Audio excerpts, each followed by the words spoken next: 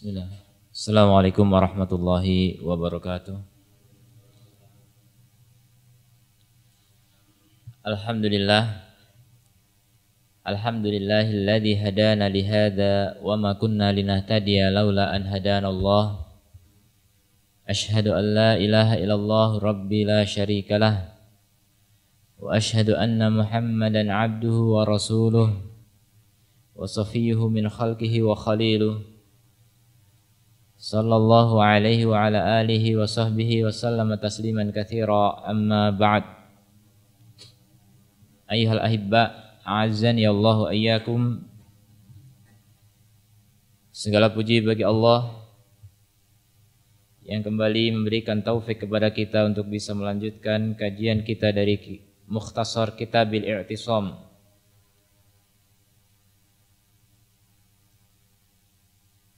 Kita lanjutkan tentang dalil-dalil yang berisi tentang celaan terhadap bid'ah.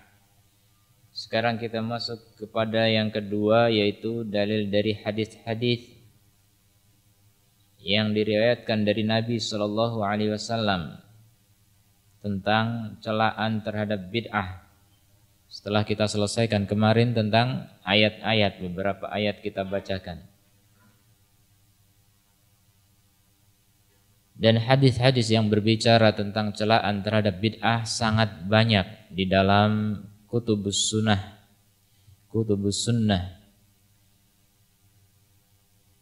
Dan disebutkan oleh penulis di sini hanya sebagian kecil, sebagai isyarat saja, sebagai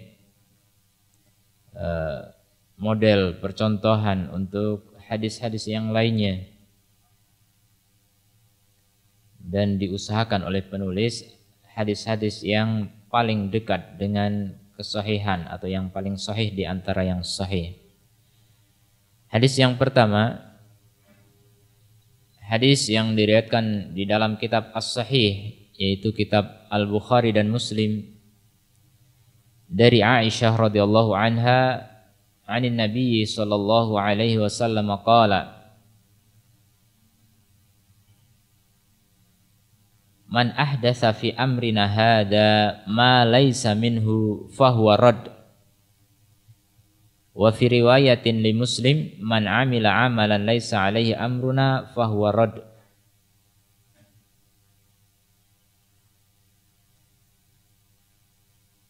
Barang siapa yang membuat perkara-perkara baru di dalam urusan kami ini yang tidak termasuk darinya, maka dia raddun. Raddun itu masdar dari radda yaruddu, artinya mengembalikan. Tapi masdar di sini bermakna isim maf'ul, yaitu mardud, tertolak, terkembalikan kepada pelakunya, tidak diterima oleh Allah Ta'ala. Hadis ini merupakan hadis yang paling gamblang menunjukkan tentang betapa keji dan buruknya, betapa tercela dan hinanya perbuatan bid'ah. Khususnya di sini yang membuat ini yang paling tercela. Ya, secara umum bid'ah dan pelaku kebid'ahan adalah tercela. Tapi yang paling tercela adalah pelopor, pembuatnya. Ini yang paling tercela. Karena yang namanya pelopor itu akan juga mendapat kiriman dosa dari orang-orang yang mengikutinya. Ini resikonya jadi pelopor. Tapi kalau pelopor kebaikan, besar juga manfaatnya. Bisnis MLM gitu ya, itu kalau yang nomor 1 paling atas presidennya gitu, itu keuntungan dari bawah semua nyambung ke atas. Begitu pula kalau contoh kebaikan, ya, contoh kebaikan itu semua yang mengikuti pahalanya mengalir kepada yang mempelopori pertama, yang memberi teladan, memberi contoh.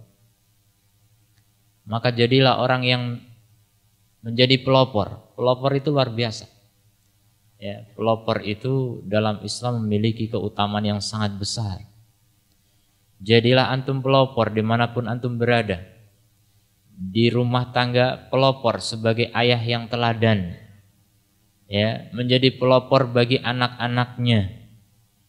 Di tengah keluarga besar pelopor, menjadi anggota keluarga yang menjadi perintis kebaikan, sehingga kebaikan keluarga nanti semua menjadi kebaikan baginya. Di tengah-tengah RT-nya jadi pelopor walaupun bukan ketua RT-nya. Di kampungnya, di kecamatannya, di kabupatennya, dan begitu seterusnya. Jadilah pelopor dimanapun Anda berada. Karena pelopor itu akan merasakan pahala orang-orang yang mengikutinya tanpa mengurangi pahala mereka. Tapi sebaliknya, jangan sampai menjadi pelopor keburukan. Ya, seperti semalam disampaikan oleh Ustadz Rizal tentang hadis di mana di antara manusia ada yang menjadi mafatihul khair maghalikal syarr. Kunci-kunci kebaikan dan gembok-gembok keburukan. Ini di antara manusia dan mudah-mudahan kita termasuk di dalamnya. Jadi dia yang membuka pintu-pintu kebaikan, pelopor. Orang-orang mengikuti. Tapi kalau ada keburukan dia yang gembok, jangan sampai ada yang masuk. Ini di antara manusia ada yang seperti itu, mentalnya luar biasa. Jadi hidupnya indah. Keindahan hidup itu seperti itu. Ya, antum bisa menjadi orang yang seperti disebutkan dalam hadis itu. Jadilah orang yang menutup seluruh pintu keburukan dan membuka seluruh pintu kebaikan. Ya, dengan apapun yang antum miliki, dengan ilmu bisa, dengan contoh amal bisa, dengan akhlak mulia bisa, dengan harta bahkan bisa. Ya, apapun potensi yang Allah berikan kepada kita berupa rizki, semua adalah wajib kita syukuri. Dan bentuk syukur itu adalah kita jadikan sebagai alat untuk mendekatkan diri kepada Allah Ta'ala. Sebaliknya di antara manusia ada yang membuka pintu-pintu keburukan dan menutup pintu-pintu kebaikan. Na'udzubillah min dzalik. Tsumma na'udzubillah min dzalik. Jangan sampai kita termasuk dari yang seperti itu. Dia orang yang sangat buruk, mental yang sangat bejat seperti itu. Kalau ada pintu kebaikan ditutup. Kalau ada orang berbuat baik tidak suka. Ini mental munafik sebenarnya yang seperti ini ya. Dan setan juga seperti itu. Setan itu perbuatannya seperti itu. Kalau ada jalan-jalan surga dihalang-halangi. Ada orang mau ngaji dicela, disindir, ditutup jalannya, jangan sampai ada orang mengaji. Terus masalahnya apa? Memangnya orang ngaji itu nyakiti kalian gitu. Dan ini betul aneh. Mental seperti itu ada, ya. Orang yang enggak suka kalau ada orang baik. Na'udzubillah min dzalik. Ya belum lama kita baca ada aturan di suatu tempat yang melarang orang muslim berpakaian ibadah di tempat umum. Gimana ini? Emang salahnya apa kalau cuma kan masalah pribadi kan? Hak asasi manusia. Kita di negara yang memiliki hukum. Kenapa kok cuma pakai pakaian ibadah, pakaian islami kok dilarang? Memangnya kalau kita pakai pakaian islami mereka gatel gitu atau gimana gitu? Apa salahnya? Apa salah kita gitu? Itu di antara manusia seperti itu. Ada kebaikan itu gak suka. Ada kebaikan tidak suka. Kalau ada keburukan, didukung luar biasa. Ya, kalau ada usaha untuk merusak masyarakat, didukung. Yang punya duit pakai duitnya. Yang punya tenaga pakai tenaganya. Ya. Ada dibuka konser, Masya Allah, didukung. ada tokoh internasional yang dikenal dia sebagai bandar narkoba, didukung, Masya Allah. Begitu di antara manusia. Maka benar kata Rasulullah Sallallahu Alaihi Wasallam, di antara manusia memang pelopor keburukan. Termasuk pelopor keburukan di dalam hadis di dalam kebid'ahan secara khusus yang disebutkan oleh Rasulullah dalam hadis ini. Man ahdatha, siapa yang membuat perkara baru fi amrina, di dalam urusan kami, urusan agama. Karena urusan agama itu bukan urusan sembarang orang boleh mengarang. Urusan agama, ya sering kita ulang-ulang, itu adalah hak Allah untuk membuat syariat. Allah semata yang membuat syariat. Tidak ada hak dari selain Allah sama sekali. Kalau ada selain Allah yang membuat syariat, berarti menandingi Allah Ta'ala di dalam membuat syariat. Ini syirik, persekutuan, menyekutukan dirinya dengan Allah. Orang yang membuat syariat, dia menyejajarkan dirinya dengan Allah Ta'ala. Kalau syirik ibadah, itu menyejajarkan pihak lain dengan Allah, ya. Tapi kalau orang membuat bid'ah, menyejajarkan dirinya dengan Allah di dalam membuat syariat. Makanya parah, ya. Orang yang mengarang-arang syariat itu sangat berbahaya. Jadi syariat Islam itu sudah jelas hanya berasal dan bersumber dari Allah Ta'ala. Sedangkan Rasulullah Sallallahu Alaihi Wasallam pun hanya menyampaikan, ya, alallahir risalah, minallahir risalah, wa ala rasulil balag. Syariat risalah ini dari Allah, sedangkan atas Rasul kewajibannya hanya menyampaikan, wa alaina, dan atas kita hanyalah menerima. Titik itu saja, ya.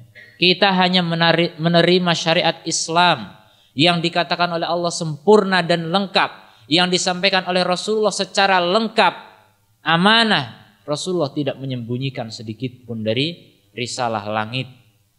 Maka apa kepentingan kita kok membuat-buat syariat? Pantas Rasulullah mengatakan, siapa yang membuat-buat perkara baru dalam urusan kami yang tidak termasuk darinya, ma laisa minhu, yang bukan termasuk darinya.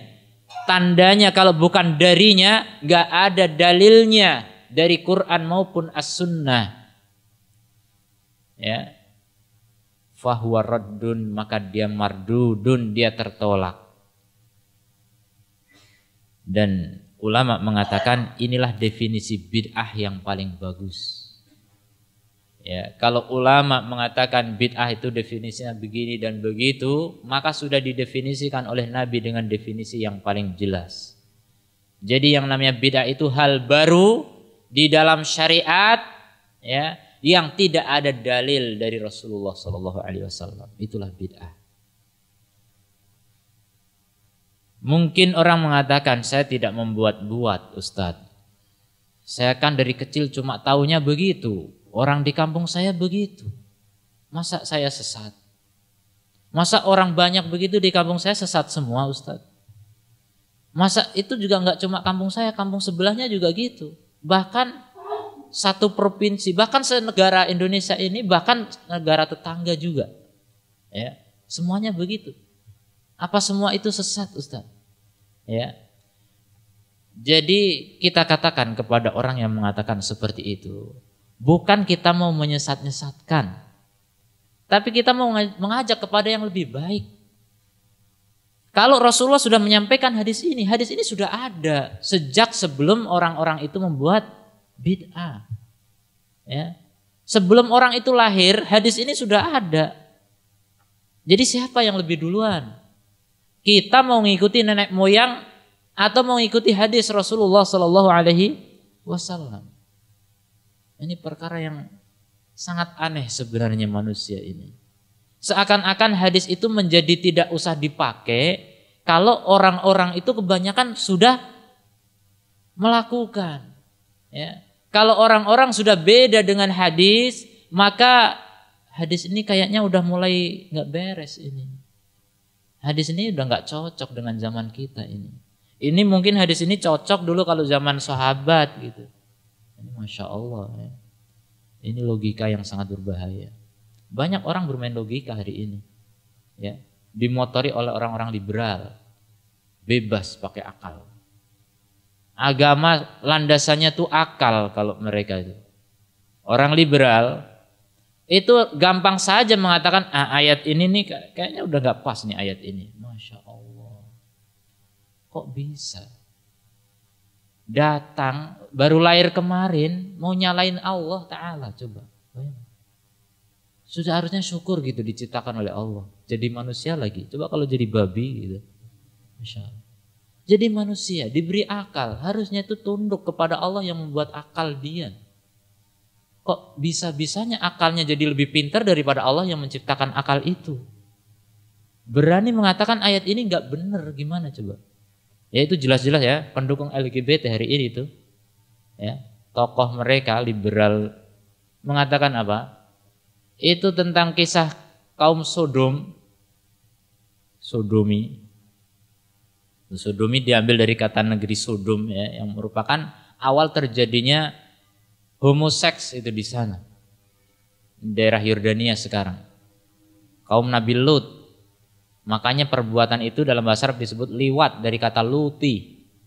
Itu perbuatan kaum Nabi Lut, kok sampai nama nabinya yang dipakai ya. Ini ya kebetulan. Artinya perbuatan kaum Luti. Awal karena itu pertama kali perbuatan LGBT itu di sana. Dari dulu. Dan itu sudah diadab oleh Allah Ta'ala. Dengan adab yang paling pedih. Ya. Di antara kisah adab yang disebutkan dalam Al-Quran, tidak ada yang lebih pedih daripada adab kaum Lut. Karena kemungkaran mereka udah paling parah. Ya. Mereka melakukan kekejian yang hewan saja nggak mau. Masya Allah.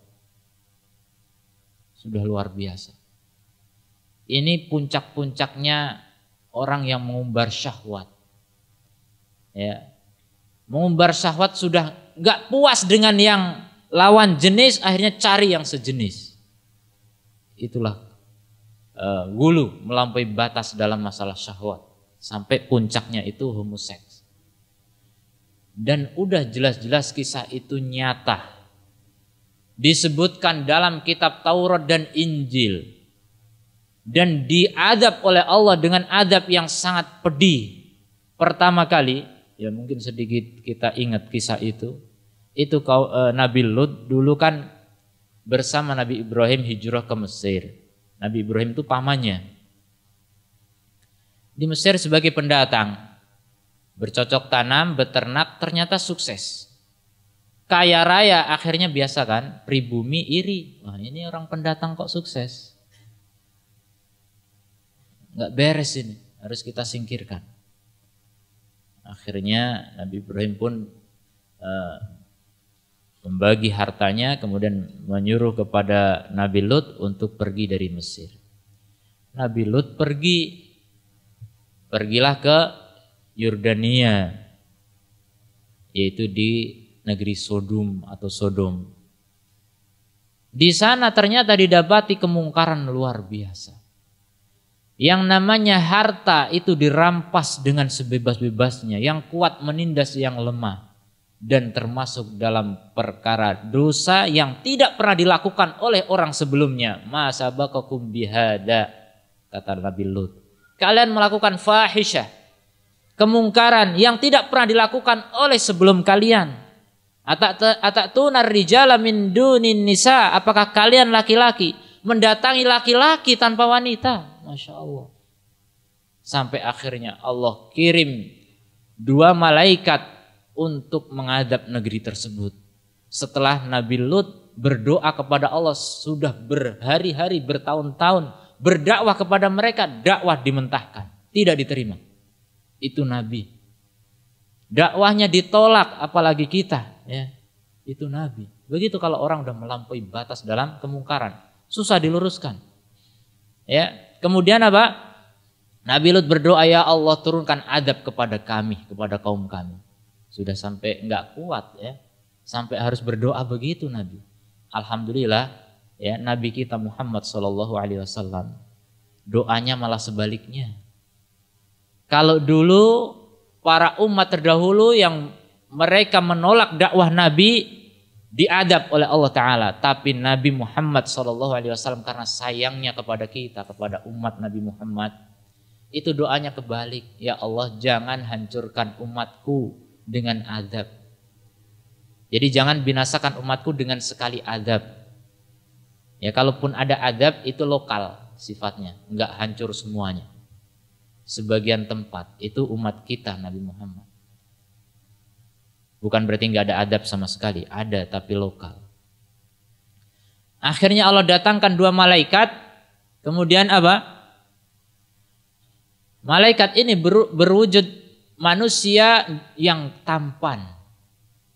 Bertamu ke rumah Nabi Lut, malam-malam datang. Nabi Lut ketakutan. Waduh, ini kalau ketahuan sama rakyatku bisa dibantai ini. Ganteng-ganteng masalahnya. Masya Allah. Dan itu pun sudah terjadi beberapa masa sebelumnya. Kalau ada tamu perempuan, nanti perempuan-perempuan yang mengejar. Kalau ada tamu laki-laki, laki-laki yang menyerbu. Ini rusaknya ada. Moral mereka udah hancur. Akhirnya apa? Betul. Justru Nabi Lut berpesan kepada istri dan anaknya, jangan kasih tahu siapapun kalau kita punya tamu seperti ini. Tapi pengkhianat adalah istri Nabi Lut sendiri, termasuk pembela LGBT. Istrinya Nabi Lut malah cerita ke tetangga, kalian tahu nggak? Nabi Lut ini punya tamu tampan-tampan. Masya Allah, langsung tersebar isu, langsung berdatangan, berduyun-duyun orang ngeroyok rumahnya Nabi Lut. Masya Allah. Mereka datang, menggedor pintu. Dikatakan oleh Nabi Lut, apa yang kalian mau?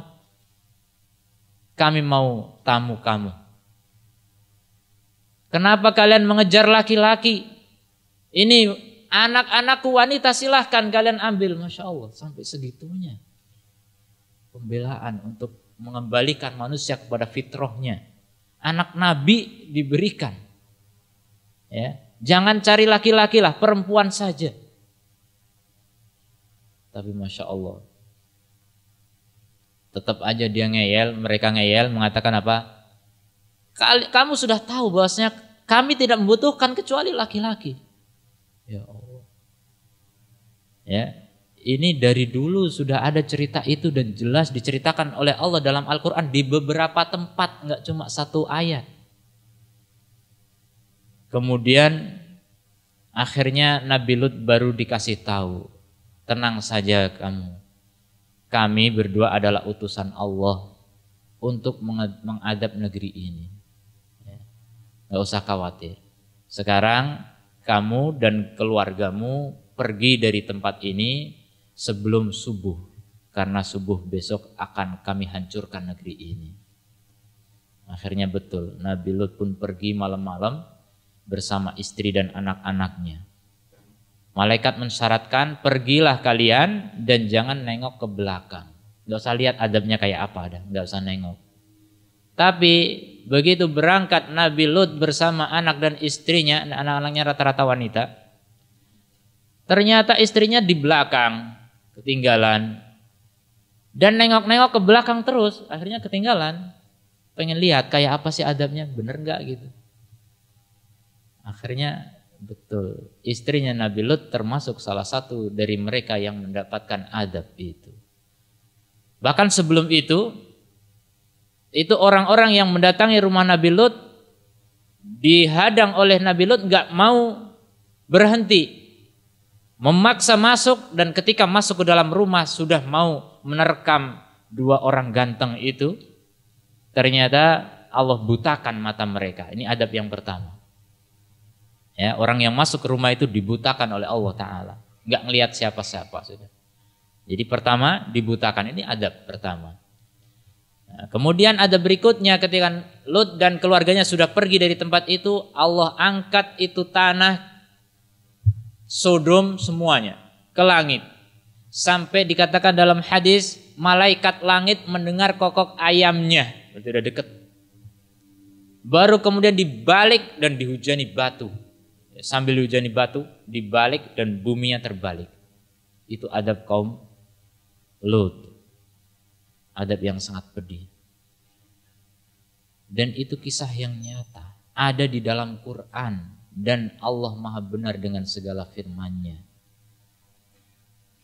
Tapi apa kata orang liberal? Itu kisah negeri Sodom di Quran itu cuma jiplak dari kitab-kitab dulu. Ya, dan tentang kebenarannya masih kita ragukan. Ini katanya tokoh Islam begitu. Jangan bilang tokoh Islam, tokoh liberal saja sudah. Jangan, nggak ada Islam liberal. Adanya Islam sama liberal, ya. Islam dan liberal, nggak ada Islam liberal. Islam itu nggak liberal dan liberal itu nggak Islam. Ya. Liberal itu dari Islam.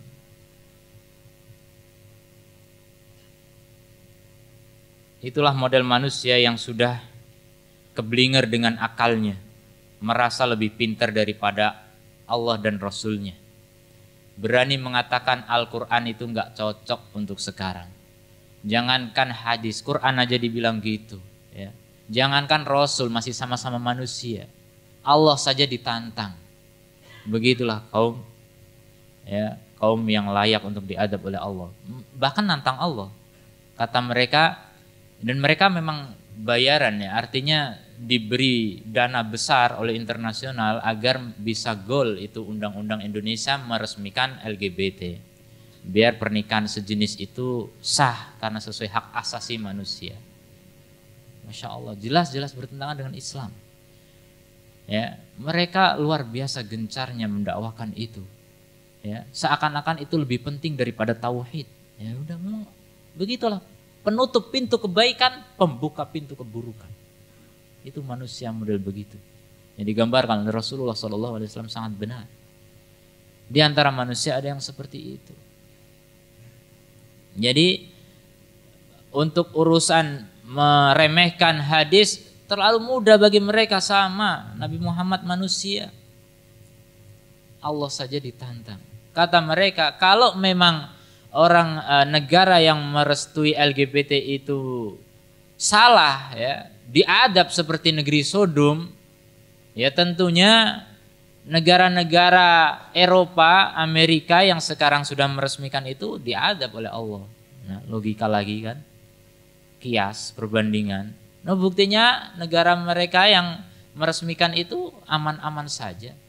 Jadi nggak masalah, itu cerita cuma bohong aja itu. Masya Allah. Begitu ya, lancangnya orang sudah berani nantang Allah, nantang adab. Dan kalau kita perhatikan karakter adab Allah ya, ada dua model. Adab Allah itu yang diceritakan dalam Quran. Kalau itu berupa kedoliman pemimpin, itu adabnya khusus. Fir'aun, tentaranya aja sama Fir'aun. Kemudian Namrud, kemudian siapa yang melampaui batas dalam harta? Qarun, khusus. Tapi kalau kemungkaran itu adalah fahisyah, kekejian, itu merata. Merata, satu kampung diangkat. Itu terjadi kan di Indonesia? Kisah negeri kampung Legetang di Banjarnegara. Itu terkenal dari dulu negeri fasik, kampung fasik yang suka hiburan malam, musik terakhirnya pesta seks. Padahal kampung yang lainnya enggak. Ini kampung tiap hari begitu kegiatannya. Apalagi kalau panen, syukuran. Masya Allah, diberi nikmat Allah, syukurannya pesta seks.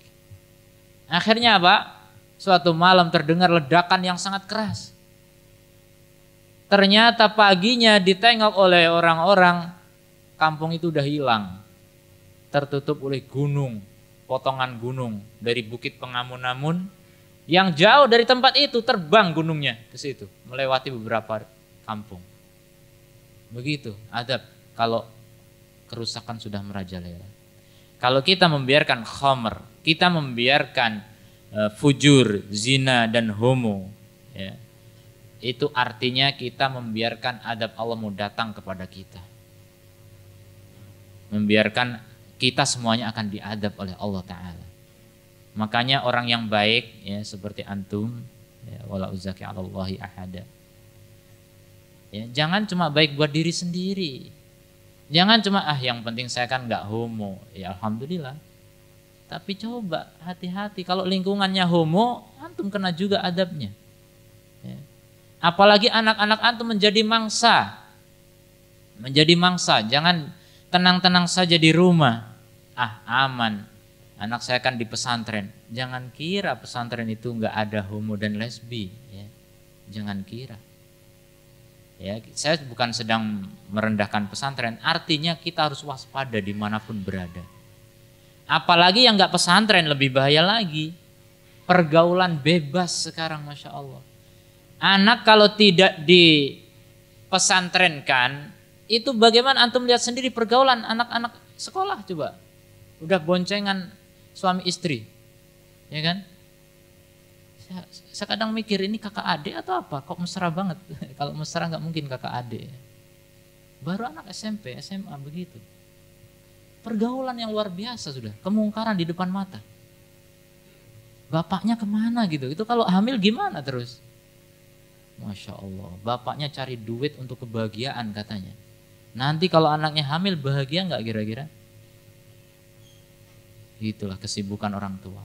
Dan memang menurut para psikolog ini, terjadinya homo dan lesbi itu mayoritas disebabkan oleh faktor ayah yang kurang kasih sayangnya kepada anak. Ayah yang gak peduli dengan anak seperti ayah yang gak kenal anak. Ayahnya cuma cari duit, anaknya gak tahu apa nasibnya, seakan-akan gak punya ayah. Jadi gak ada didikan keberanian, ya, keteladanan dari bapaknya, mentalnya jadi mental kebanci-bancian. Karena apa? Dididik oleh ibunya dengan kelemah lembutan terus, nggak kenal yang namanya ketegasan dan keberanian. Akhirnya laki-laki tapi kayak perempuan. Nah, itu yang terjadi di antaranya. Selain kekurangan kasih sayang dari seorang anak, akhirnya mencari kasih sayang. Yang terjadi akhirnya homo dan lesbi. Dan saya mendapati kasus itu ya. Beberapa yang sudah saya wawancarai gitu. Itu ketika saya pergoki langsung saya tanya, bapakmu bermasalah ya? Kok tahu? Tahu lah. Ya. Karena memang sudah begitu penelitiannya. Ya. Rata-rata begitu. Jadi kasus-kasus homo dan lesbi sudah banyak sekali marak. Apalagi sekarang kampanye untuk itu sedang gencar-gencarnya. Tidak ditemui dunia hiburan kecuali ada bancinya di situ. Sinetron, drama, film dan sebagainya. Ini katanya, saya nggak meneliti itu ya. Kalau nggak ada bancinya kurang seru. Jadi banci sudah dianggap konsumsi wajar. Kalau zaman dulu ada banci itu dipotong penjara, nggak normal. Ini orang berpenyakit harus dikarantina, nggak boleh jalan bebas, ya, nggak boleh berkeliaran. Itu merusak mental. Orang banci, orang bencong itu. Sekarang jalan-jalan di pinggir jalan bahkan di perempatan, bebas berkeliaran. Itu hati-hati mencari mangsa seperti itu. Ya, itu yang merusak tatanan masyarakat kita. Orang-orang yang seperti itu biasanya yang menjadi transgender atau biseksual gitu, itu Masya Allah. Rata-rata mereka rusak dalam masalah naluri seksualnya. Ya. Ini mereka yang menyebarkan virus-virus seperti itu. Gimana laki-laki atau perempuan kamu itu? Laki-laki kok kayak perempuan? Perempuan kok kayak laki-laki? Enggak jelas. Islam enggak merestui itu. Islam hanya mau, Allah hanya menginginkan manusia itu laki-laki dan wanita, min dzakarin wa untha, laki-laki dan perempuan, nggak ada setengah laki-laki setengah perempuan, nggak ada, ya, nggak ada jenis kelamin ketiga itu nggak ada. Jadi harus jelas kamu mau laki atau perempuan, gitu. Laki-laki kok jadi perempuan. Itu dilaknat kata Rasulullah. Allah melaknat laki-laki yang bergaya wanita dan wanita yang bergaya laki-laki. Terlaknat, makhluk terkutuk seperti itu. Makanya pantas kalau sudah dikutuk oleh Allah Ta'ala, kelakuannya pun bejat. Ya. Jarang saya dapat sholat jamaah, ada banci atau bencong ikut berjamaah, itu jarang. Antum pernah lihat? Nggak tahu kenapa gitu kalau banci dan bencong itu akhirnya begitu. Mereka orang-orang yang terlaknat kemungkinan. Makanya mereka kalau mau selamat harus membebaskan diri dari kebancian dan kebencongannya itu. Kalau memang laki-laki, tunjukkan kejantananmu gitu. Kalau memang perempuan, ya jadilah perempuan yang benar-benar perempuan. Jangan setengah-setengah.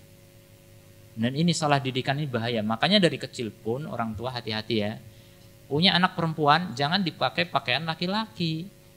Punya anak laki-laki jangan diberi pakaian perempuan. Itu ya, dari situ kadang berasal. Makanya ketika ditegur, kenapa kamu banci? Dari kecil saya punya saudara perempuan semua. Dia laki-laki padahal. Jadi terbiasa lembut. Dan dipakein pakaian juga perempuan. Masya Allah, salah siapa? Jadi ini faktor pendidikan yang paling berperan. Kenapa terjadi LGBT itu sebenarnya dari pendidikan. Pendidikan dalam keluarga ini sangat berperan. Jadi jangan salahin pesantren nanti kalau di pesantren ternyata ada homo dan lesbi. Itu biasanya juga karena korban orang tuanya nggak pernah peduli. Sudah masukin pesantren, setahun sekali dikunjungi. Ya, orang tuanya udah menyerahkan sepenuhnya kepada pondok. Anak ini kurang kasih sayang. Kasih sayang bapaknya. Akhirnya terjadi, karena apalagi pesantren ya, laki-laki sendiri, perempuan sendiri. Terjadi homo juga banyak di penjara kan, penjara laki-laki, perempuannya dikit. Dulu kenapa di penjara? Karena memperkosa perempuan. Sekarang di penjara memperkosa laki-laki. Masya Allah. Ini juga harus digalakkan dakwah di penjara-penjara itu, banyak di sana virus-virus LGBT. Ini bahas bid'ah apa jadi LGBT? Enggak nyambung ya. Itulah maksudnya, kita sedang heran dengan orang-orang liberal itu. Mereka betul-betul ahlu bid'ah yang sangat mengandalkan akal mereka, sampai LGBT kok didukung, kan aneh kan? Aneh betul. Rela mendukung LGBT demi mendustakan ayat Quran. Nih. Masya Allah. Luar biasa kemungkaran ahlu bid'ah itu. Ahlu bid'ah itu memang sangat-sangat berbahaya. Lebih berbahaya daripada pelaku maksiat. Pelaku maksiat yang gak tahu menau, mereka pelakunya masih lebih mending daripada tokoh Islam yang mendukung mereka. Walaupun ini tokoh ini gak LGBT, gak pelaku, gak. Malah mendukung dengan dalil-dalil, Masya Allah. Mereka kan manusia, punya hak. Masya Allah. Ini kayaknya bahasanya bahasa ilmiah, tapi menipu umat yang nggak tahu menau tentang ilmu. Ya, kita selamatkan diri kita, keluarga kita, hati-hati. Buku-buku sekolah sudah masuk itu dakwah LGBT. Apalagi dunia hiburan, game-game anak-anak itu banyak sudah dakwah LGBT di situ. Ya, bahkan cuma sekedar gambar-gambar saja. Sampai kepada tayangan-tayangan kartun-kartunnya sudah bentuknya itu jelas gitu. Ini tokoh-tokoh yang mengawasi itu, saya nggak tahu secara langsung. Jadi sampai ada mainan anak-anak TK, game, mainan kelereng tapi nggak tahu kayak apa gitu di komputer gitu. Mungkin antum ada yang tahu, mainan anak antum mungkin coba dicek, saya nggak tahu. Itu kalau kalah nanti dihukum, dimasukin ke dalam sel, nanti di situ disodomi. Coba bayangkan, anak TK lihat sodomi, apa yang terjadi di otak mereka? Sudah jadi terbiasa, dikiranya nih wajar, hal-hal wajar saja.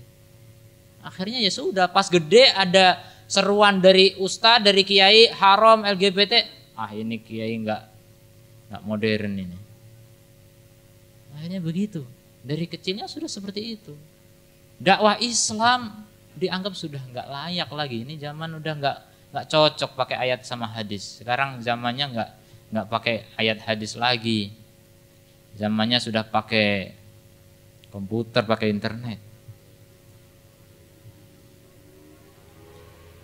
Jadi kalau ada orang beralasan kalau orang yang mempelopori bid'ah itu dosanya luar biasa berdasarkan ayat ini, maka ada orang, saya kan cuma ikut, saya cuma ngikuti nenek moyang. Kita katakan pengikut pun sama terlarang. Kata Rasul, man amila amalan, siapa yang melakukan suatu amalan, laisa alaihi amruna, yang tidak ada perintah dari kami, tidak ada dalilnya, fahuwa raddun, maka dia juga tertolak. Ini dua hadis ini satu hadis sebenarnya kan, riwayat Aisyah semua, cuma dua versi, yang satu riwayat Bukhari Muslim, yang satu riwayat Muslim saja, sama-sama dari Aisyah radhiyallahu anha. Maka dengan hadis ini saja sudah cukup sekali untuk kita berhati-hati dari segala bentuk perkara baru dalam agama. Makanya dari sini juga ulama membuat kaidah, asal dari syariat, asal dari ibadah, asal dari agama haram. Haram sampai kita tahu ada dalil yang menunjukkan kebolehan dan kesyariatannya atau disyariatkannya. Jadi kalau antum datang ke suatu tempat yang baru, kemudian antum mendapati ada ritual baru dalam beragama, dikatakan dari Islam, antum harus waspada. Pertama kali katakan haram bagi diri antum ya, saya nggak mau melakukan ini sebelum saya tahu dalilnya. Begitu. Itu kunci untuk sukses menghadapi bid'ah. Jadi jangan berani dulu ngikuti. Ntar ini saya ikuti dulu karena ini tokoh-tokoh semua begitu. Masalah dalil nanti belakangan. Ini salah. Ini yang akhirnya akan terancam dengan hadis ini. Jadi aman ketika kita jangan lakukan sebelum kita tahu ilmunya. Allah Ta'ala berfirman apa? Wala taqfu ma laisa laka bihi ilm inna sam'a wal basar wal fuada kullu ulaika kana anhu mas'ula. Jangan ikuti perkara-perkara yang kamu nggak punya ilmu di dalamnya. Ini sudah dilarang oleh Allah. Kalau nggak tahu ilmunya, nggak tahu dalilnya, jangan lakukan. Ini masalah ibadah. Masalah ibadah haram. Haram sampai kita tahu ada dalil dan ada ilmu. Ya, kalau kita sudah tahu ilmunya, sudah yakin ini syariat yang diajarkan Rasulullah, yang diamalkan para sahabat, baru kita yakin untuk mengamalkannya. Salah satu syarat untuk diterimanya ibadah terpenuhi. Yaitu apa? Ittiba' atau mutaba'ah, mengikuti mencontoh Rasulullah sallallahu alaihi wasallam. Maka kalau syarat ini enggak terpenuhi fahuwa rad, maka itu tertolak.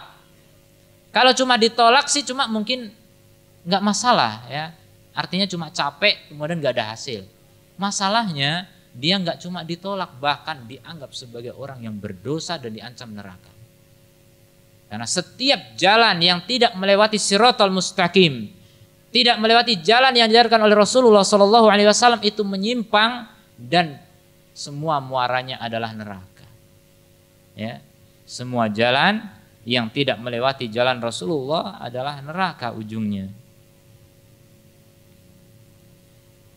Wa hadzal hadis addahul ulama thulutsu al-Islam. Hadis ini oleh para ulama dianggap sebagai sepertiga dari Islam. Makanya ajaib ini hadis ini, luar biasa. Dia standar kebenaran, ya, standar wajibnya ikut sunnah Rasul, yang standar haramnya segala bentuk amal kalau tidak bersumber dari Rasul. Ya, sepertiga Islam. Kenapa sepertiga Islam? Karena masih ada sepertiga yang lain, yaitu masalah batin, itu diwakili oleh hadis innamal a'malu binniyat. Itu koreksi total terhadap batin. Sedangkan hadis ini koreksi total terhadap lahir, perbuatan lahiriah. Terus yang sepertiga lagi hadis Nu'man bin Bashir, al halalu bayyin wal haramu bayyin wa bainahuma umurun mustabihat. Halal itu jelas, haram itu jelas, dan di antara keduanya perkara-perkara yang samar-samar. Jadi agama ini perintahnya jelas, larangannya jelas, dan ada yang belum jelas, maka ini harus kita waspadai yang belum jelas. Itu syariat Islam itu seperti itu. Ya. Li'annahu jama'a wujuhul mukhalafah li amrihi alaihi salam, karena hadis ini mengumpulkan semua sisi penyimpangan dari perintah Rasulullah sallallahu alaihi wasallam. Wa yastawi fi dzalika ma kana bid'ah au maksiyah. Bahkan hadis ini mencakup secara sejajar sama rata antara bid'ah dengan maksiat. Karena bid'ah menyelisih Rasul, maksiat juga menyelisih Rasul. Bedanya apa? Kalau maksiat itu menyelisih Rasul karena tidak melakukan. Kalau bid'ah menyelisih Rasul karena melakukan. Itu bedanya. Mana yang lebih parah? Yang menyelisih dengan melakukan itu lebih parah. Kalau orang disuruh pergi sana ke warung, misalnya disuruh sama ibunya, beli ini dan itu, anaknya nggak mau, ini maksiat. Sana pergi ke warung, beli gula, ya laksanakan, berangkat. Ternyata balik beli kopi, ini bid'ah namanya. Ya, tidak sesuai perintah, tidak sesuai perintah. Nah, ini dalam perkara agama ini lebih berbahaya karena dia mendatangkan aturan sendiri.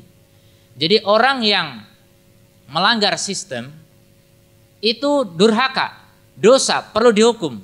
Melanggar sistem aturan, suatu aturan yang dibuat manusia, melanggar itu dihukum. Tapi yang lebih parah lagi orang yang merubah sistem. Sistem sudah jelas, dia malah mengarang sistem sendiri. Dia cuma bawahan mau merubah sistem. Mana lebih parah? Yang merubah-rubah itu. Jadi begitu gambaran bid'ah dengan maksiat. Kalau maksiat cuma enggak taat, itu maksiat. Kalau bid'ah itu merubah tatanan, itu lebih mungkar, lebih parah ya. Merubah tatanan yang sudah bagus dirusak. Yes. Sampai di sini. Alhamdulillah. Wa syukrulillah ala ni'amihi al-jazilah. Semoga Allah senantiasa merahmati kita dan memudahkan langkah kita untuk menegakkan sunnah dan membasmi bid'ah dari pribadi, keluarga maupun masyarakat kita yang kita cintai. Allahumma inna nas'aluka ridhaka wal jannah wa na'udzubika minan nar. Wabillahi taufiq wal hidayah. Assalamualaikum warahmatullahi wabarakatuh.